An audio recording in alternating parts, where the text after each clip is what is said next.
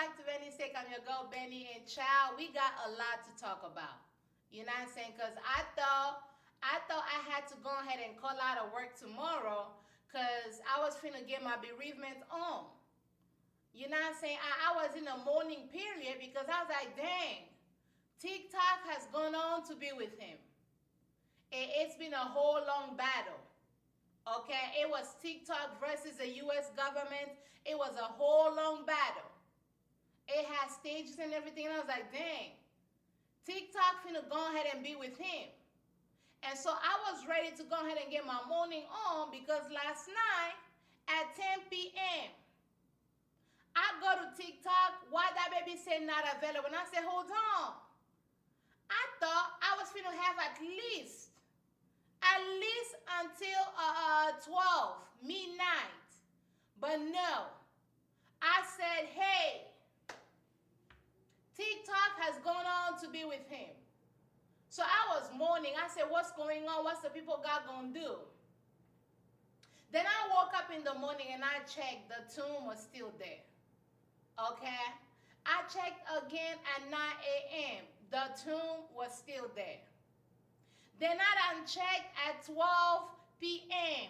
The tomb was still there. And I said, Lord, TikTok has gone on to be with you. May she rest in peace. We're going to celebrate all the things she's done for us. I was like, dang. But lo and behold, beholding the laws, why I go to check at 1:15 p.m.? What that baby done resurrected? I said, even the Son of God took 3 days. That baby done died on Friday. That baby was in there Saturday. And then come Sunday, we celebrate Easter because the Son of God done risen. So in my mind, I said, if TikTok had to go ahead and resurrect, maybe that was going to happen maybe like Tuesday. You know what I'm saying? I was expecting like somewhere around the Tuesday we were going to get something. Yeah, now, because the gag was like, oh, Trump finna go ahead and take the office, and Trump finna go ahead and save the people of God from the mess that he done started. You know what I'm saying? Because the whole let's ban TikTok done started when that baby was in office. So I was like, dang, we gonna have at least a couple days. At the very least, we gonna have 3 days before TikTok can go ahead and resurrect. But lo and behold, beholding the laws, why TikTok went back on at 12:15 on my phone? And I said, man, this is a miracle. Even Lazarus waited 3 days.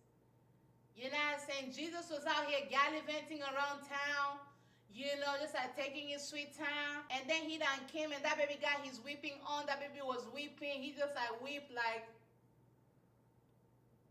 And that's how Lazarus came on back and was resurrected. But I'm like, dang, TikTok, how you gonna beat Lazarus and the Son of God? That's that same day resurrection.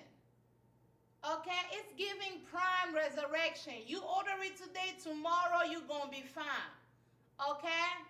You get your Lazarus on a Saturday, by Sunday, you gonna get your shipping of resurrection. I said, what's going on? It was a lie, okay? It was a lie, and I'm just kind of like, what was the reason? Because as I'm sitting here and I'm calculating, I'm like, walk me through what the whole point was. For you to be over here tootsie rolling, gyrating, and playing with our feelings just for vibes? How did y'all feel when TikTok went off? If you live in the U.S., how did y'all feel when TikTok went off? If you live out of the U.S., how did you feel? Okay, not having all the Americans and all of our foolishness on the app. How did that feel for y'all? Because there's been a lot of, conversations, and one in particular that I want to talk about. And before I even do, if you haven't yet, please go ahead and subscribe. Turn on the notification bell so you always know when I upload. Be sure to, like, share, comment, do all of the things. It really does help my brain. It really really does help the videos, with the algorithm. It helps the video be visible to even more people. So definitely subscribe. But one thing in particular that I want to talk about is the fact that a lot of us, we really do get uncomfortable with things just not being well, right? What I mean by that is, I'm not saying you should be celebrating when bad things are happening. I'm not saying that. But I'm saying as human beings, sometimes we just have this tendency of like, whenever things are not going exactly right, we have this tendency of trying to find the silver lining instead of just accepting that sometimes things are just bad. Comment down below and let me know if you guys are getting what I'm saying, because what I noticed, like from a couple creators, when the conversation around TikTok being banned became a little bit more serious, as far as like, okay, the Supreme Court ruled that on Saturday we was no longer going to have TikTok. As the day started approaching, I saw a handful of creators go online, talk about, well, TikTok was so distracting anyway, so with TikTok being gone, now I'm gonna have all the time to do the things that I was supposed to be doing. TikTok is not great for my mental health. TikTok is not great for me and my finances. TikTok is not great, for my community. I don't know how to socialize no more because of TikTok. I don't know da-da-da-da-da-da-da. And while all of that may be true, right? I'm not negating that, because social media in general, it has caused a lot of us to lose sight of the actual community that we do have, right? But while that is true, the reality of life is, if you ask anybody, they didn't want TikTok to be gone. But because the reality of TikTok being gone was soon approaching, instead of sitting with the feeling of like, dang, this actually sucks, because of all the things, of all the problems that the U.S. has as a country. Okay, I'm talking about gun reform. I'm talking about health care. I'm talking about, racism. I'm talking about, the economy, the cost of living. Things are going out of pocket, right? Of all the things the U.S. government could have tackled, don't get me started on all the different conflicts and all the different wars that the U.S. is participating in. Of all the things that they could have tackled, they chose TikTok, right? Of all the issues that the American people are facing, they chose TikTok. And so, instead of just sitting with the fact like, dang, this actually sucks, you have people trying to convince themselves and talk about how, TikTok is not all that, it's very distracting, I ain't even gonna hold you, I'm actually happy it's gonna be gone. Pause. It's okay for us to sit in the uncomfortable.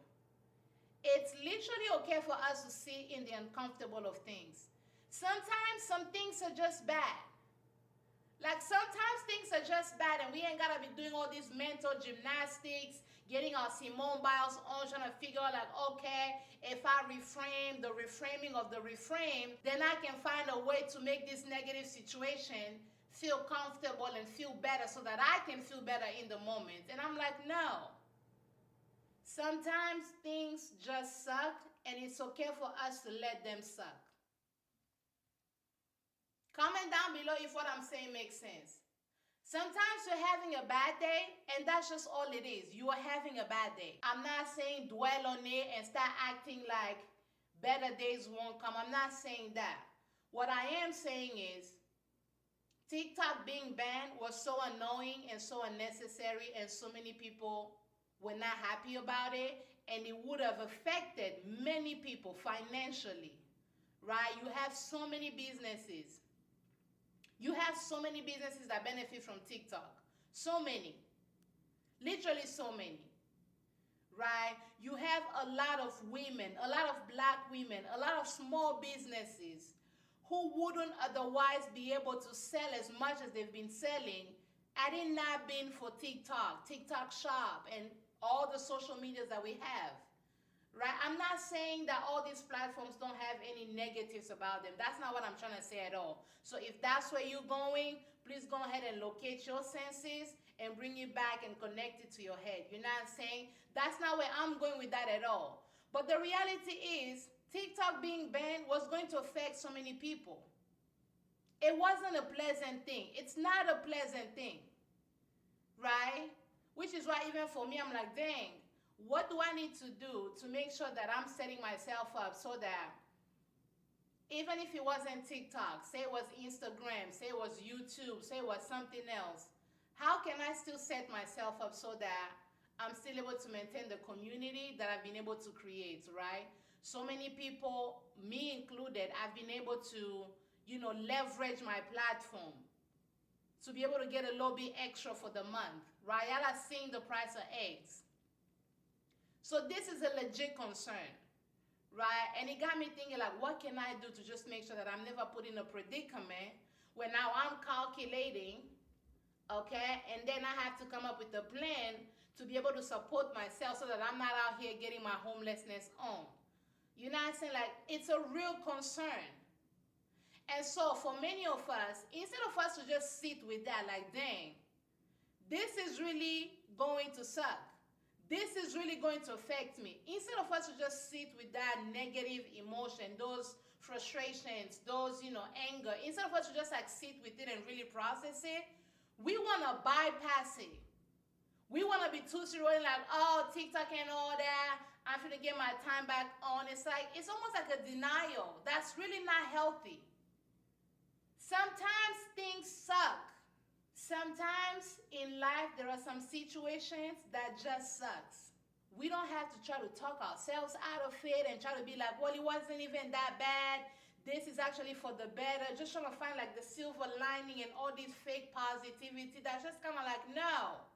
I'm not saying dwell in the negative, but acknowledge that certain things are just what it is. It's just not pleasant. I'm upset, I'm annoyed, I'm frustrated, I'm scared, I'm fearful, like all those feelings. Sit with it. Sit with it. Instead of bypassing it and being like, well, I'm actually happy that TikTok is going to be gone. Why would you say that? Because you know you're not. Right? It's actually going to affect you. You know you're not happy. But why are you just trying to convince yourself? Why are you trying to tootsie roll and jump to that level of, positivity to just like avoid the negative emotion? Does that make sense? It was annoying for me to see, y'all.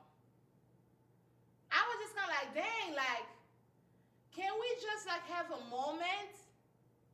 Can we just have a moment where we're just like, dang, this is so annoying. Can we just have a moment of frustration without somebody coming and being like, well, actually, now that TikTok is gone, you're going to get more time, you're going to do the things. Yes, I'm not negating that, but right now, it just sucks. And it's okay for it to suck right now. You know what I'm saying?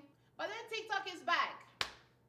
TikTok is back, and now we have Trump that's going to go in office tomorrow. I already know he's going to be bragging. I already know. Like, I already know the speech he about to give. I already know the conversation that's about to be going online. Well, you know Trump, he done saved. Trump the hero. Trump the one that Jesus done chose for the people. He came over here. There was a problem with TikTok. He came over here and he done saved TikTok. I already can tell. Okay? I already can tell the preachers that's about to use TikTok in all of their sermons. Turn to your neighbor and say renewal. Turn to your neighbor and say new beginning. Turn to your neighbor and say change. I just know a preacher is right now on his computer, okay, typing up a sermon and trying to find a way to go ahead and add TikTok in that mess. I just know it. I just know it.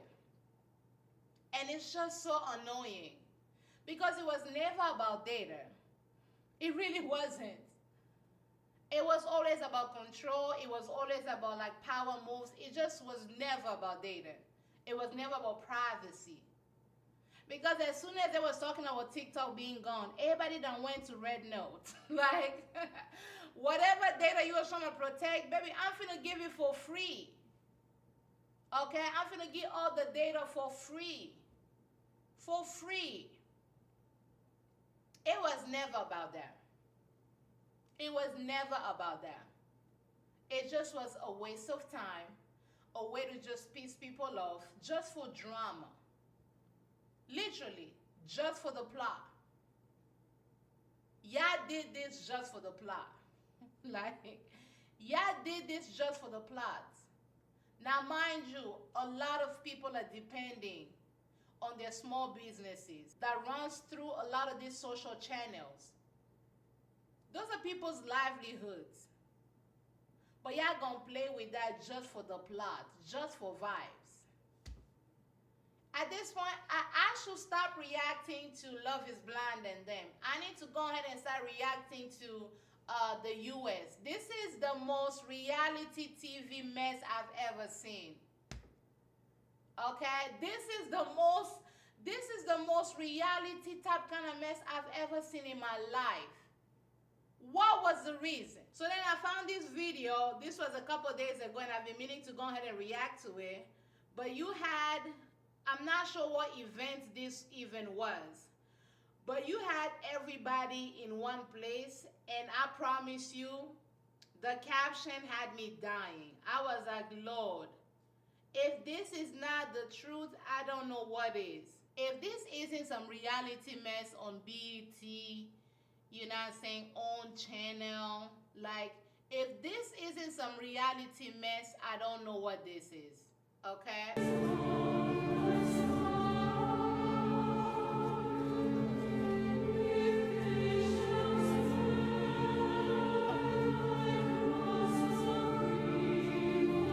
Yo, that was so intense, I just don't know. Comment down below and let me know, what do you think that baby was asking Obama?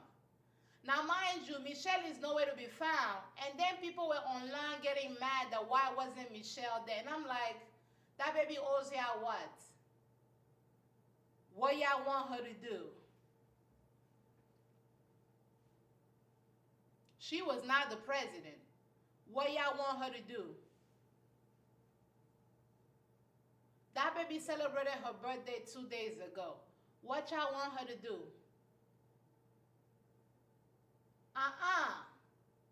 She said, I'm not coming, okay? I'm not coming. Obama can go ahead and go and sit over there and talk to that baby. I'm not going.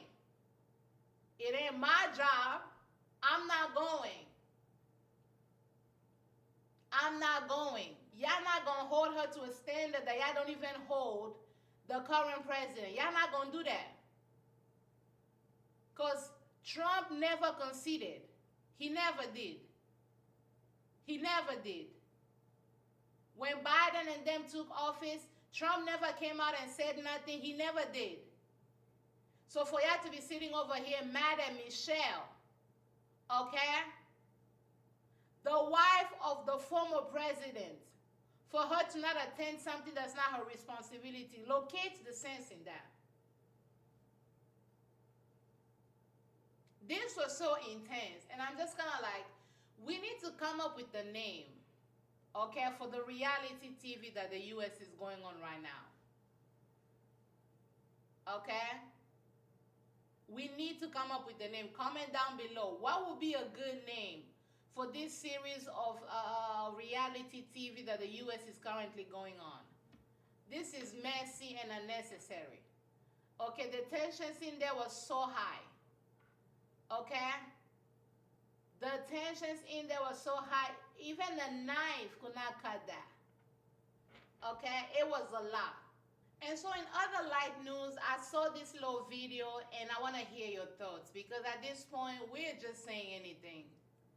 Like, we are just getting online and we are saying literally anything. Let's go ahead and play this video that I saw of this woman talking about health. What is your definition of health? Yeah, that's really complicated, right? I think I want to talk about that question, but I want to start by saying that, you know, no one has to be healthy. No, right? Like, I mean, it's like, no, like there is no governing body that's like out there putting, you know what I mean? Yeah. I actually don't know what you mean. You know what I'm saying? Comment down below and let me know what you guys think about just like that clip. I'm going to play the rest in a little bit. But just the concept of no one has to be healthy. What that mean? What that mean? No one has to be skinny. I agree with that.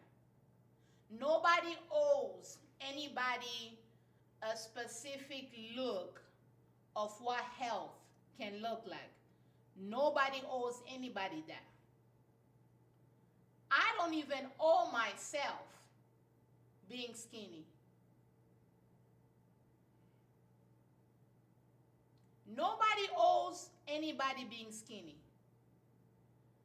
But health, you don't owe anybody health, but you sure do owe that at least to yourself. And when I said the look of health, I want to be very mindful and intentional. Because when you think about people who say they're healthy, typically it is people that look like this. This their size. Okay? Very petite, very slim, very tall. Or in case of men, if they're just like built up like muscles like this, that's the look of health. Where in reality, that's not necessarily true. Just because somebody is skinny doesn't mean they're healthy, right? Health to me is, what are your numbers? Okay? I remember one time when I was in college, my cholesterol was so high, baby, I had to go ahead and become a vegan for a little minute. Okay? My cholesterol was trying to be the most high. And I was like, no, you cannot do that. The most high God is sweet black Jesus. But my cholesterol was so high, baby, I had to go ahead and become a vegan. Now, mind you, at the time, I was very skinny. I weighed at least like what, 150, 148 or something. I was very petite. I was very small. My cholesterol was high. Now, I'm a little bit bigger. But all my numbers are great. My cholesterol is normal. My blood pressure is normal. You know, my sugar levels are normal. All my numbers are normal. But I am not the look of health. I am not. I have hips. I have a little fupa. I have cheeks. I have a body. I have a bigger body. And there are people even bigger than me who are even more healthier than I am. People who move their bodies, right? People whose numbers are great, but just because they do not look like a size 0 or a size 2, people will not consider that healthy, right? So yes, you do not owe anybody a petite body, okay? You do not owe anybody being skinny. As men, you do not owe anybody muscles and like a six-pack. You do not owe that to anybody. You don't even owe that to yourself, really. You don't. But health? You mean to tell me that people in this world they don't owe themselves to make sure that they're taking care of their bodies? Like, you mean to tell me people don't owe that to themselves? Comment down below, let me know how you guys feel about that. But I know I owe it to myself. I want to live, and I want to live well, right? I'm not chasing looking skinny, but I want to make sure that my body is healthy. I want to make sure that the things that I'm eating doesn't have too many, like, you know, preservatives on them. It doesn't have too much sugar and too much all of these things. To the best of my ability, I'm trying to make sure that I am maintaining myself healthy, right? So that I'm enjoying my present, but also my future. When I have my kids, I want to be able to, you know, be able to stand and play with them and do different things with my kids. When I'm in old age, I exercise right now because when I'm in old age, I want to be able to, you know, stand. I want to be able to be active. I want to be able to climb the stairs for as long as I can. That to me is health. And not only personally, y'all may not agree, but personally, Not only do I feel like I owe that to myself, just to be grateful for the body that I have, to be grateful for the temple that I get to exist in. Not only do I feel like I owe that to myself, I also feel like I owe that to the people that I love and the people that love me. Right? If I don't take care of myself and something happens to me, that means I become their responsibility. That means they have to navigate their lives to then have to take care of me. Now, granted, things can happen, right? Like you can do your best and you still fall sick. You can do your best and you still experience an injury. You can still do your best and still fall under certain circumstances. I'm not negating that. What I am saying is, to the best of my ability, I owe myself health, and I also owe it to my family. I owe it to my husband. I owe it to my sisters. My mother owes it to herself to be healthy. But she also owes it to us to take care of herself. That way, yes, we want to take care of her when she gets, older and she's a little bit more weaker, but we're trying to push that as far away as possible, right?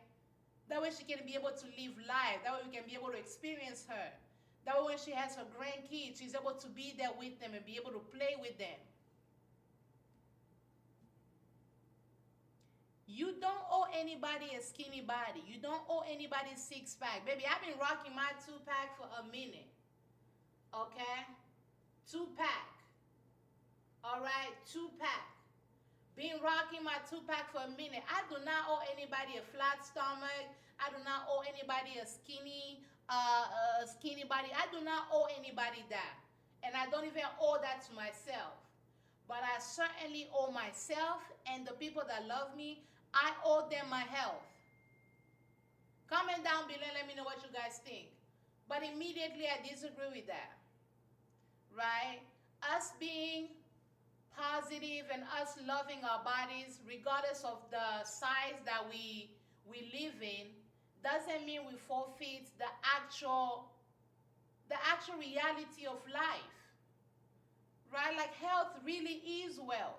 Being body positive does not mean we lose the plot. Right? Being body positive means you love yourself regardless of what size, what height, what shape. You love yourself at every stage. You love yourself. That's what body positivity means to me. What it doesn't mean is this idea of like, let's just go ahead and vibe out because we don't even owe ourselves health. No. You owe it to yourself to make choices that's going to allow for you to live life and live it well.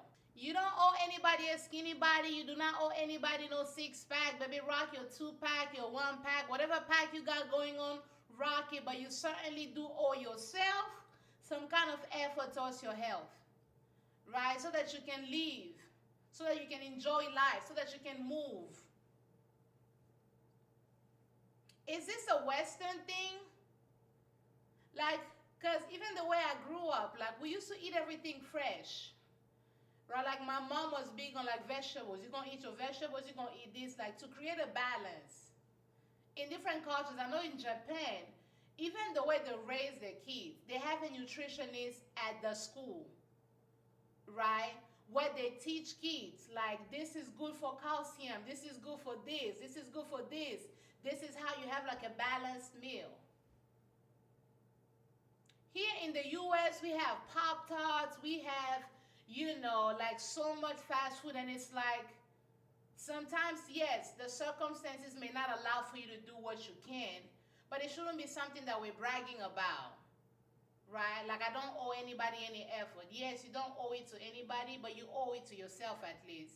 And if you love the people around you, do your best to be around there. At least that's what I'm thinking. But comment down below, let me know what you guys think.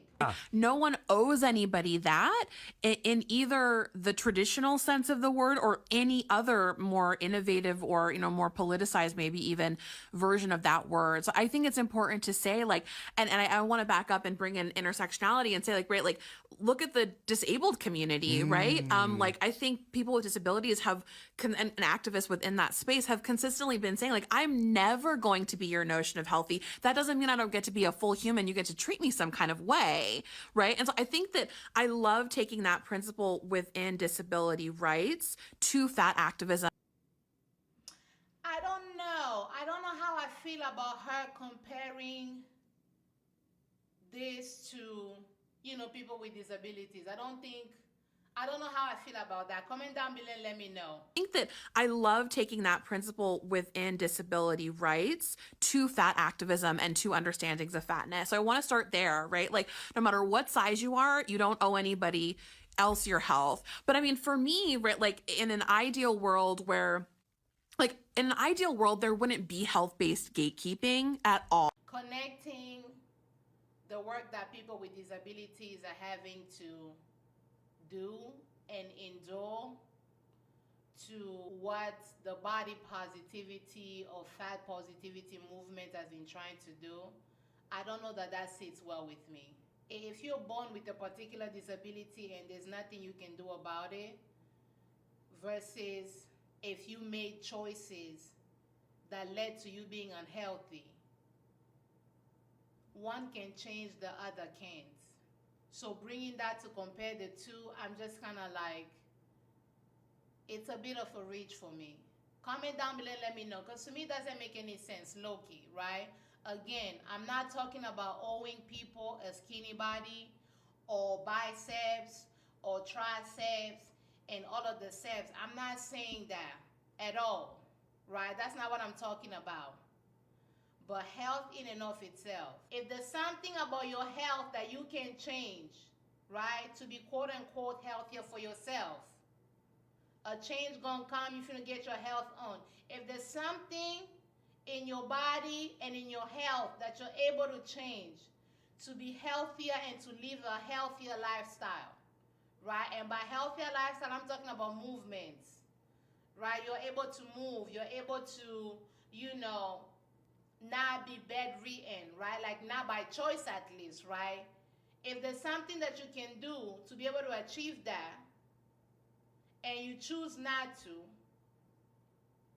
I don't know that I'm necessarily fond of you then comparing yourself to people who may have disabilities that one, maybe they were born with, or that perhaps an accident happened or something happened to lead to them having a different lifestyle than others. I don't know that you get to compare the two, right? If somebody's bedridden because they lost their leg or something happened versus somebody who continuously made choices and raised all of their numbers up. I'm talking about your cholesterol is high, your sugar levels are high. I'm talking about, your blood pressure is high, like all those things. And now you're bedridden and you've carried a little bit more weight to that, and then you have the ramifications of that.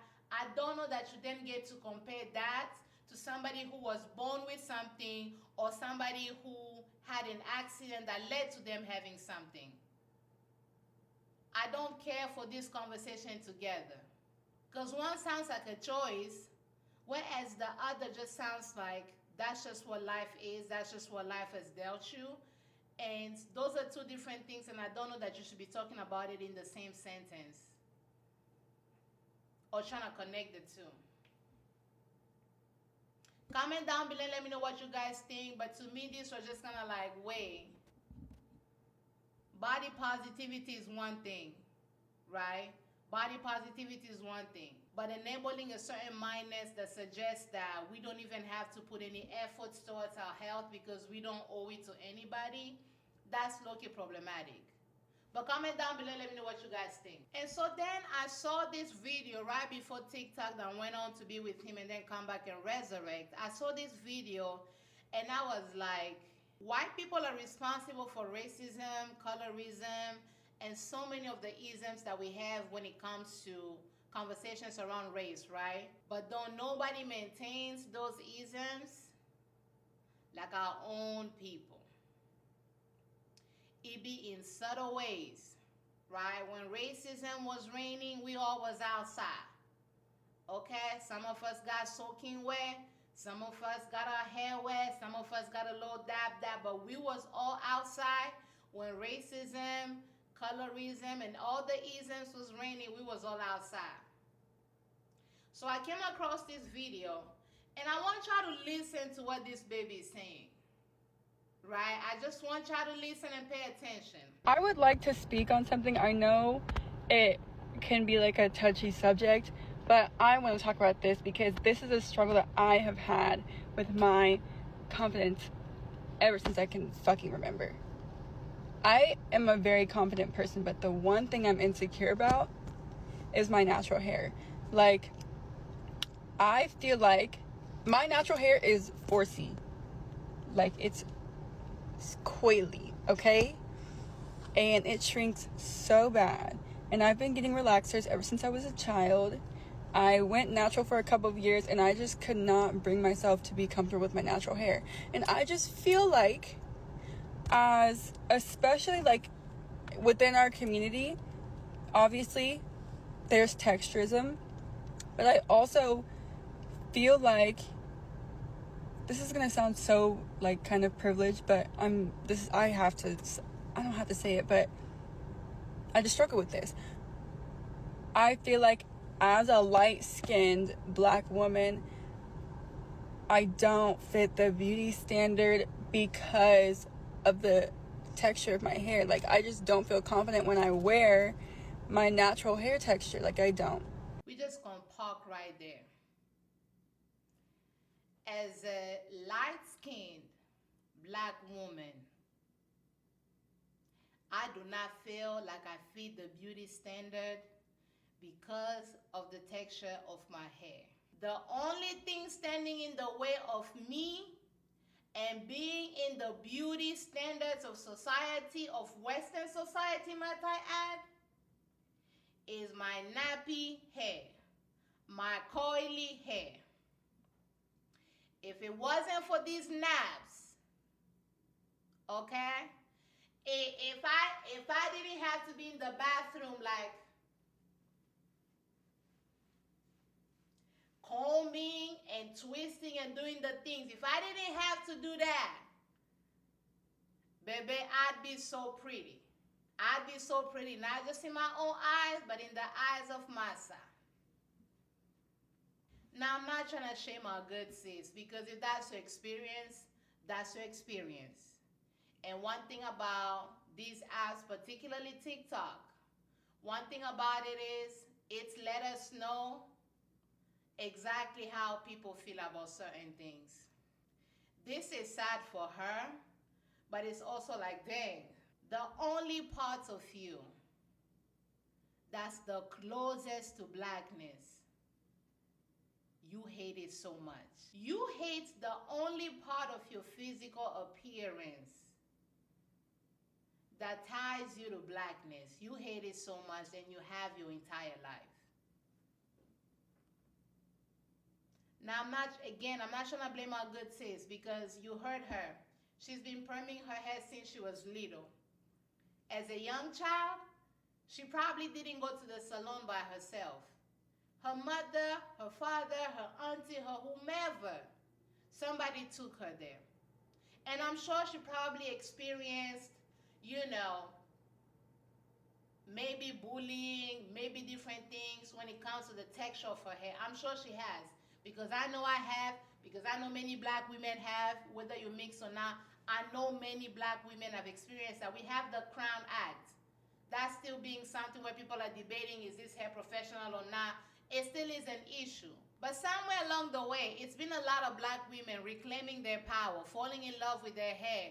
And thank God for social media. You can style your hair different ways. You can do a whole bunch of things, right?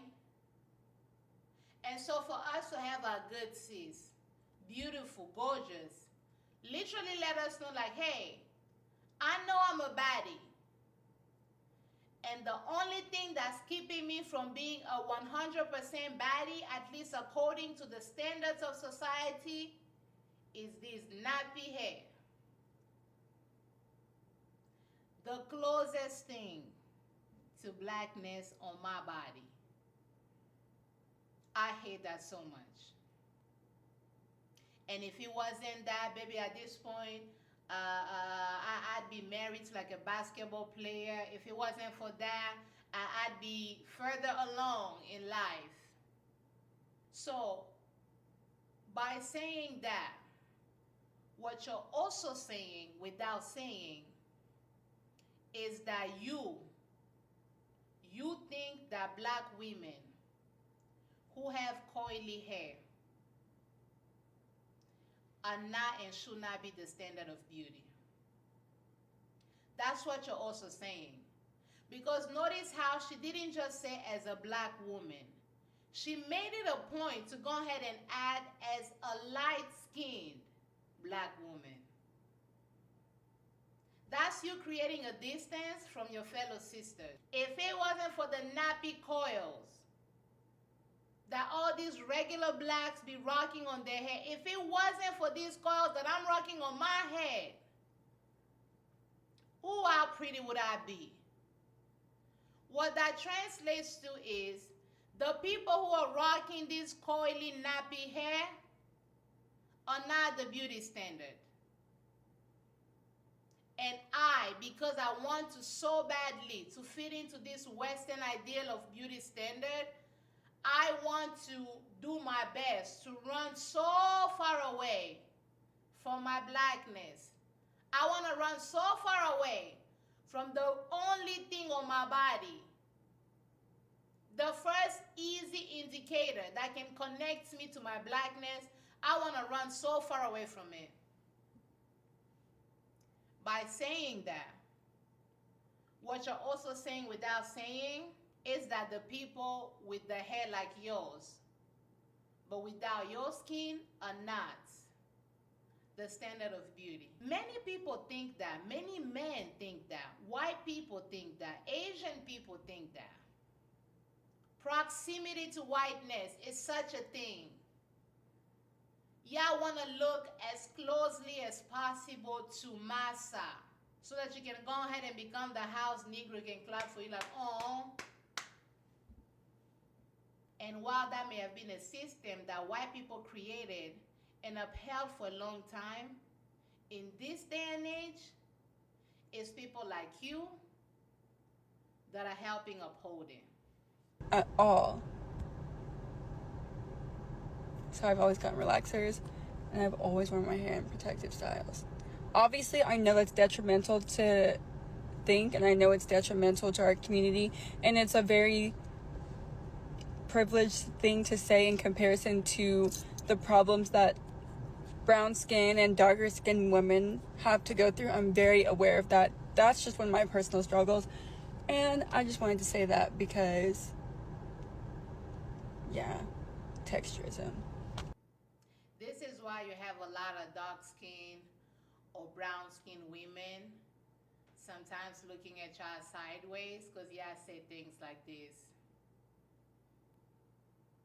I know my skin allows me proximity to whiteness. I know my skin allows me to be able to be desired by the majority of people. And had it not been for these nappy curls, how further along in life would I have been? This the one thing that like am I making sense? Like do y'all see the undertone? The undertone is giving house Negro. That's just what the undertone is giving. House Negro, I'm better than you. And I would be so much better than you if my hair reflected, okay? If my hair reflected, if my hair looked like all these other light-skinned black women. Because as you just said, as a black woman, I struggle with that. That's a whole different conversation.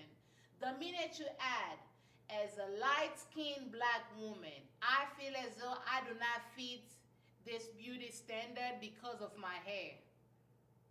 And I hate it so much, I do everything I can to run away from it. That's a whole different, that's not even about texturism. That is self-hatred at the core. That is self-hatred at the core. And of course, TikTok took this to mean like, oh, your hair ain't even 4C. Your hair is actually 3/8, 3/10, and it just became like texture police. And I'm like, y'all are missing the plot. She's low-key saying people with hair like that are ugly. And the thing that she finds ugly about her is the very hair that y'all be having. Y'all dark skin, brown skin girlies. That's the plot. And that plot took a first-class flight right over your heads. It's giving you pretty for a dark skin. That's just what that undertone is. But that's it on me, y'all. Comment down below. Let me know what you guys think. Did you guys like the video? Comment all your thoughts. This video was a little heavier than I intended for it to be. So comment down below. Let me know what you guys think. A little hee, a little ha. This is going to go live tomorrow. And if you haven't yet, please go ahead and subscribe. Turn the notification bell so you always know when I upload. And I'm going to go ahead and see you guys on the next one. Bye, Z.